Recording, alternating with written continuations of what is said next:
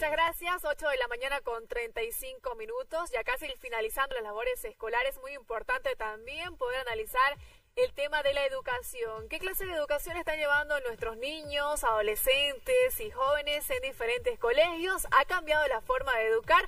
Vamos a hablar con un especialista justamente que lo tenemos aquí como invitado especial, Jonathan Roca, quien es educador en pedagogías alternativas. Bienvenido, un gusto tenerte esta mañana. Nicole, buenos días. Gracias por la entrevista. Hablemos, por favor, acerca de la educación, diferentes formas que existen hoy en día que se transmiten a los niños, adolescentes y jóvenes. Así es bueno comenzar contando una historia.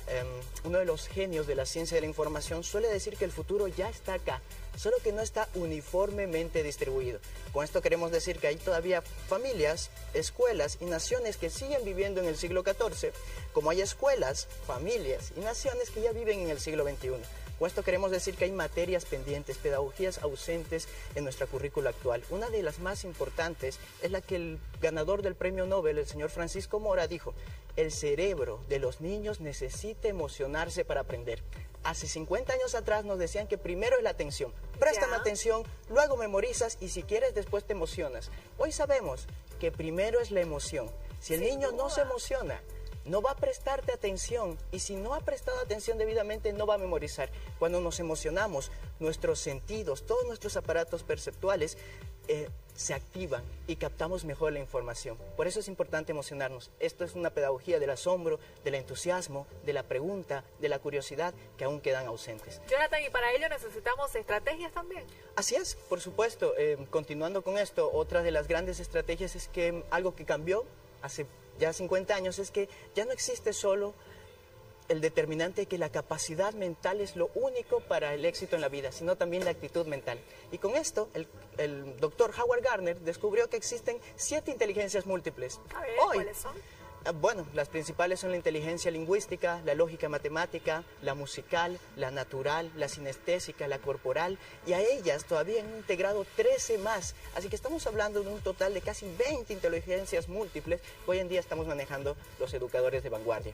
Sabemos que cuando entendemos así la educación, podemos evaluar de una mejor manera lo que la ley hoy nos pide: el saber, el hacer, el decidir y el pensar. Y ahora se califica así precisamente, ¿no? En las calificaciones finales. Sabemos que, y hemos escuchado en las noticias, no lo tengo el dato correctamente, pero sabemos que aún hay deficiencias para evaluar correctamente esto. Ya. Existen las herramientas, existen los estándares, ya se han creado hace mucho tiempo. Nosotros conocemos cómo hacer evaluaciones de inteligencias múltiples, de proyectos de grado, de educación emocional, de educación sexual, porque sabemos que son materias ausentes y que se deben incluir en la currícula. Y hay otra frase que la hemos escuchado seguramente muchas veces, que es el aprender jugando. ¿Qué nos puede decir acerca de eso? Claro. Jugar es cosa seria, lo sabemos los educadores, porque es el principio donde los niños aprenden, uno, a convivir, a reconocer las reglas de juego de cualquier entorno, a colaborar entre ellos y sobre todo aprenden. Cuando juegan aprenden. Waldorf nos enseñó que para aprender mejor las matemáticas, Waldorf ya lo decía hace mucho tiempo atrás,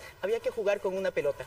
Y los niños juegan a pasarse la pelotita, porque el uso de las manos y de la cabeza va ligado, y así se aprende mejor las matemáticas.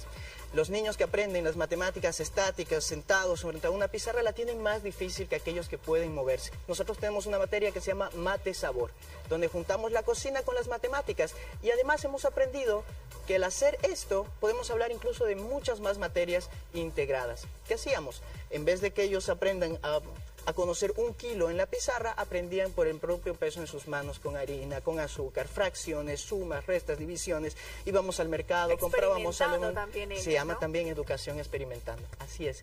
Y esta manera de jugar, de generar proyectos, pues hace que los niños aprendan muchas cosas. Las frutas tienen historia, tienen química, tienen física, y otros componentes más. Y es una manera también de ir conociendo, ¿no? Y posteriormente aprenderlo. Para finalizar, por favor, me parece algo muy interesante también el tema de que, si bien los padres de familia quieren educar a los niños también pueden educar a los padres.